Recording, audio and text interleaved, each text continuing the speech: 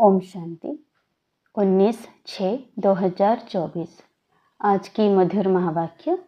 मीठे बच्चे, सबसे मूल सेवा है बाप की याद में रहना और दूसरों को याद दिलाना। तुम किसी को भी बाप का परिचय दे उनका कल्याण कर सकते हो। प्रश्न, कौन सी एक छोटी सी आदत भी बहुत बड़ी अवज्ञा करा देती है? उससे बचने की युक्ति क्या है? उत्तर, अगर किसी में कुछ छिपाने की व चोरी करने की आदत है तो भी बहुत बड़ी अवज्ञा हो जाती है। कहा जाता है, कख का चोर 100 लाख का चोर। लोभ के वश भूख लगी तो छिपाकर बिना पूछे खा लेना, चोरी कर लेना, यह बहुत खराब आदत है। इस आदत से बचने के लिए ब्रह्मा बाप समान ट्रस्टी बनो। जो भी ऐसी आदतें हैं वो हो बाप को सच सच सुना दो। ओम शांति। रूहानी बाप बेट रूहानी बच्चों को समझाते हैं। बच्चे जानते हैं हम बेहद के बाप के सामने बैठे हैं। हम ईश्वरीय परिवार के हैं। ईश्वर निराकार है, यह भी जानते हैं। तुम आत्म अभिमानी होकर बैठे हो। अब इसमें कोई साइंस, घमंड व हठयोग आदि करने की बात नहीं है। यह है बुद्धि का काम, इस शरीर का कुछ भी काम नहीं। हठयोग में शरीर का काम रहता है। यहाँ बच्चे समझ बाप के सामने हम बैठे हैं, जानते हैं कि बाप हमको पढ़ा रहे हैं। एक तो कहते हैं हम अपने को आत्मा समझ बाप को याद करो तो मीठे बच्चों तुम्हारे सब पाप कट जाएंगे और चक्र फिराओ, औरों की सर्विस कर आप समान बनाओ। बाप एक एक को बैठ देखते हैं कि यह क्या सर्विस कर रहे हैं। स्थूल सेवा करते हैं, सूक्ष्म सेवा करते हैं या मूल सेवा करते हैं। एक एक को बाप देखते हैं। यह सबको बाप का परिचय देते हैं। मूल बात है यह। हर एक बच्चे को बाप का परिचय देते हैं। औरों को समझाते हैं कि बाप कहते हैं मुझे याद करो तो तुम्हारे जन्म जन्मांतर के पाप मिट जाएं। कहाँ तक इस सर्विस में रहते हैं? अपने से भेंट करते हैं। सबसे जास्ती सर्विस कौन करते हैं? क्यों नहीं मैं इनसे भी जास्ती सर्विस करूं? इनसे भी जास्ती याद की यात्रा में दौड़ी पहन सकते हैं व नहीं? हर एक को बाबा देखता है। बाबा हर एक से समाचार पूछते हैं, क्या क्या सेवा करते हैं। कोई को बाप का परिचय दे उनका कल्याण करते हैं। टाइम वेस्ट तो नहीं करते हैं। मूल बात है ही यह। इस समय सब आर्फन हैं। बेहद के बाप को कोई भी नहीं जानते। बाप से वर्षा तो जरूर मिलता है। तुम बच्चों को मुक्ति, जीवन मुक्ति धाम दोनों बुद्धि में है। बच्चों को यह भी समझना है कि हम अब पढ़ रहे हैं, फिर स्वर्ग में आकर जीवन मुक्ति का राज्य भाग्य लेंगे। बाकी ढेर आत्माएं जो भी दूसरे धर्म वाली हैं वह तो कोई भी नहीं रहेंगी। सिर्फ हम ही भारत में रहेंगे। बाप बच्चों को बैठ सिखलाते हैं बुद्धि में क्या क्या रहना चाहिए। यहाँ तुम संगम युग पर बैठे हो तो खान पान भी शुद्ध पवित्र जरूर चाहिए। जानते हो हम भविष्य में सर्वगुण संपन्न, 16 कला संपूर्ण निर्विकारी बनते हैं। यह महिमा शरीरधारी आत्माओं की है। सिर्फ आत्मा की महिमा तो नहीं है। हर एक आत्मा का पार्ट अपना अपना है जो यहाँ आकर बजाती है। तुम्हारी बुद्धि में एम ऑब्जेक्ट है, हमको इन जैसा बनना है। बाप का फरमान है, बच्चे पवित्र बनो। पूछेंगे कैसे पवित्र रहें? क्योंकि माया के तूफान बहुत आते हैं। बुद्धि कहाँ कहाँ चली जाती है, उनको कैसे छोड़े? बच्चों की बुद्धि तो चलती है ना, और कोई की बुद्धि नहीं चलती। बाप, टीचर, गुरु भी तुमको मिला है, यह भी तुम जानते हो। ऊंचते ऊंच भगवान है। वह बाप, टीचर, ज्ञान का सागर भी है। बाप आए हैं हम आत्माओं को साथ ले जाने लिए। सतयुग में बहुत थोड़े देवी देवता रहते हैं। यह बातें तुम्हारे सिवाय और कोई की बुद्धि में नहीं होगी। तुम्हारी बुद्धि में है कि विनाश के बाद हम ही थोड़े होंगे और इतने सब धर्म खंड आदि नहीं होंगे। हम ही विश्व के मालिक होंगे। हमारा ही एक राज्य होगा, बहुत सुख का राज्य होगा। बाकी उसमें वैरायटी पद वाले होंगे। हमारा क्या पद होगा? हम कितनी रूहानी सेवा करते हैं। बाप भी पूछते हैं, ऐसे नहीं, बाबा अंतर्यामी है। बच्चे हर एक खुद समझ सकते हैं हम क्या कर रहे हैं। जरूर समझते होंगे पहले नंबर में सेवा तो यह दादा ही कर रहे हैं श्रीमत पर। घड़ी घड़ी बाप समझाते हैं, मीठे मीठे बच्चे, अपने को आत्मा समझो, देह अभिमान छोड़ो। आत्मा कितना समय समझते हैं, यह पक्का करना है हम आत्मा हैं। बाप को याद करना है, इनसे ही बेड़ा पार होता है। याद करते करते पुरानी दुनिया से नई दुनिया में चले जाएंगे।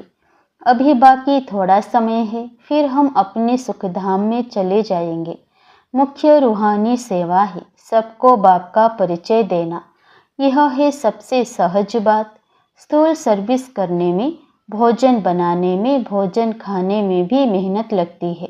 इसमें तो मेहनत की कोई बात नहीं, सिर्फ अपने को आत्मा समझना है। आत्मा अविनाशी, शरीर विनाशी है। आत्मा ही सारा पाठ बजाती है। यह शिक्षा बाप एक ही बार आकर देते हैं, जबकि विनाश का समय होता है। नई दुनिया है ही देवी देवताओं की, उसमें जरूर जाना है। बाकी सारी दुनिया को शांति धाम जाना है। यह पुरानी दुनिया रहेगी नहीं। तुम नई दुनिया में होंगे तो पुरानी दुनिया की याद होगी? कुछ भी नहीं। तुम स्वर्ग में ही होंगे, राज्य करते होंगे। यह बुद्धि में रहने से खुशी होती है। स्वर्ग को अनेक नाम दिए जाते हैं, नरक को भी अनेक नाम दिए हुए हैं। पाप आत्माओं की दुनिया, हेल, दुखधाम। अभी तुम बच्चे जानते हो बेहद का बाप एक ही है। हम उनके सिकिलधे बच्चे हैं, तो ऐसे बाप से लव भी बहुत होना चाहिए। बाप का भी बहुत लव है बच्चों में, जो बहुत सेवा करते हैं, कांटों को फूल बनाते हैं। मनुष्य से देवता बनना है ना। बाप खुद नहीं बनते हैं, हमको बनाने आए हैं। तो अंदर में बहुत खुशी होनी चाहिए। स्वर्ग में हम कौन सा पद पाएंगे? हम क्या सेवा करते हैं? घर में नौकर चाकर हैं, उनको भी पहचान देनी चाहिए। जो खुद कनेक्शन में आते हैं उनको शिक्षा देनी चाहिए। सबकी सेवा करनी है ना, अबलाओं की, गरीबों की, भिलनियों की। गरीब तो बहुत हैं, वह सुधर जाएंगे। कोई पाप आदि नहीं करेंगे, नहीं तो पाप कर्म करते रहेंगे। देखते हो झूठ चोरी भी कितनी है। नौकर लोग भी चोरी कर लेते हैं। नहीं तो घर में बच्चे हैं, ताला क्यों लगाएं? परंतु आजकल के बच्चे भी चोर बन पड़ते हैं। कुछ ना कुछ छिपा कर उठा लेते हैं। किसी को भूख लगती है तो लालच के कारण खा लेते हैं। लोभ वाला जरूर कुछ चोरी कर खाता होगा। यह तो शिव बाबा का भंडारा है, इसमें तो पाई की भी चोरी नहीं करनी चाहिए। ब्रह्मा तो ट्रस्टी है। बेहद का बाप भगवान तुम्हारे पास आया है। भगवान के घर में कभी कोई चोरी करता होगा? स्वप्न में भी नहीं। तुम जानते हो ऊंचते ऊंच है शिव भगवान। उनके हम बच्चे हैं, तो हमको देवी कर्म करने चाहिए। तुम चोरी करने वालों को भी जेल में जाकर ज्ञान देते हो। यहाँ क्या चोरी करेंगे? कभी आम उठाया, कोई चीज़ उठाकर खाई, यह भी चोरी है ना। कोई भी चीज़ बिगर पूछे उठानी नहीं चाहिए, हाथ भी नहीं लगाना चाहिए। शिव बाबा हमारा बाप है, वह सुनते हैं, देखते हैं, पूछते हैं बच्चों में कोई अवगुण तो नहीं है। अगर कोई अवगुण है तो सुना दो, दान में दे दो। दान में देकर फिर कोई अवज्ञा करेंगे तो बहुत सजाएं खाएंगे। चोरी की आदत बहुत बुरी होती है। समझो कोई साइकिल उठाते हैं, पकड़े जाते हैं। कोई दुकान में गए, बिस्किट का डिब्बा छिपा लिया, या कोई छोटी छोटी चीज़ें छिपा लेते हैं।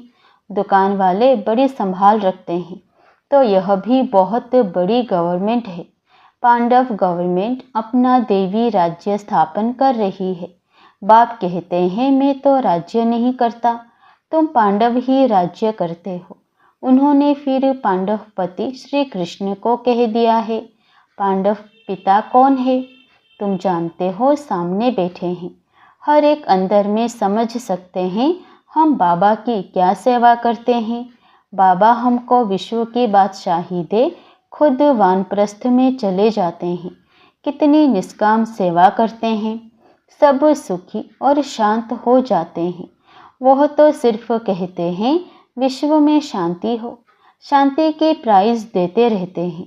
यहाँ तुम बच्चे जानते हो, हमको तो बहुत भारी प्राइज मिलती है। जो अच्छी सर्विस करते हैं उन्हों की बड़ी प्राइज मिलती है। ऊंचते ऊंच सेवा है बाप का परिचय देना, यह तो कोई भी कर सकते हैं। बच्चों को यह देवता बनना है तो सेवा भी करनी चाहिए ना। इनको देखो, यह भी लौकिक परिवार वाला था ना, इनसे बाबा ने कराया। इनमें प्रवेश कर इनको भी कहते हैं तो तुमको भी कहते हैं कि यह करो। हमको कैसे कहेंगे, हमारे में प्रवेश होकर कराते हैं। करण करावन हार है ना। बैठे बैठे कहा यह छोड़ो, यह तो छीछी दुनिया है, चलो वैकुंठ। अब वैकुंठ का मालिक बनना है, बस वैराग्य आ गया। सब समझते थे इनको क्या हुआ है, इतना अच्छा जबरदस्त फायदे वाला व्यापारी यह क्या करते हैं। पता थोड़े ही था कि यह जाकर करेंगे। छोड़ना कोई बड़ी बात थोड़े ही है, बस सब कुछ त्याग दिया और सबको भी त्याग कराया, बच्ची को भी त्याग कराया।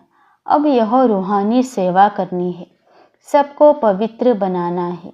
सब कहते थे हम ज्ञान अमृत पीने जाते हैं, नाम माता का लेते थे। ओम राधे के पास ज्ञान अमृत पीने जाते हैं। किसने यह युक्ति रची? शिव बाबा ने इनमें प्रवेश कर कितनी अच्छी युक्ति रची। जो कोई आएगा ज्ञान अमृत पिएगा। यह भी गायन है, अमृत छोड़ विष काहे को खाए। विष छोड़ ज्ञान अमृत पीकर पावन देवता बनना है।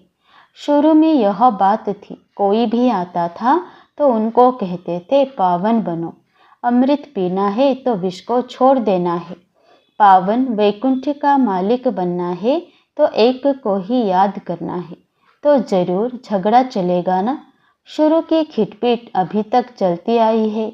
अबलाओं पर कितने अत्याचार होते हैं। जितना तुम बहुत पक्के होते जाएंगे फिर समझेंगे पवित्रता तो अच्छी है।